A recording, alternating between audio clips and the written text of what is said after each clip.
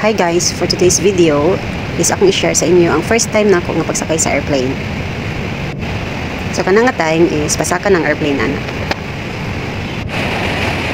So nanito ko na time guys kung kay pasaka na lagi ang airplane. So usap-usap ako sa kaning bubble gum.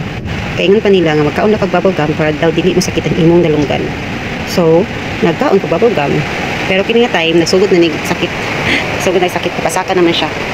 Maghayab po siya ba pag musaka bitaw ka sa kuan.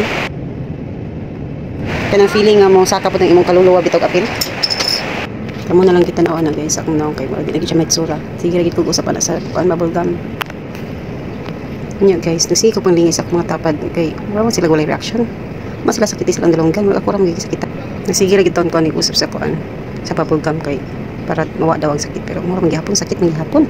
Sao naman naglamit naman kayo inaog sa kuan tuktok sa airplane ug mo naog sakit-sakit kaya nalunggan ani guys magkabutuhon na gid siya makaya pero sa dilang kay murag kasi kung tanaw ani nila wa magid sila reaction ay ko ra may sakitan ko sakitan sa dalunggan ang kanang sige na kog usap nag-apil na akong kuan na dila usap wag gyapon na wala tanggalon na lang gid ako ning sunglasses kay gid makaya sakit gid kayo nagkuan mabungol sakit kayo gid as in. Kini akong tapad guys, grabe kanyan yung tulog. Isa po do, okay ra kaayo. Kung grabe nang dikis-kits kong dalunggan, din magigit na kaya.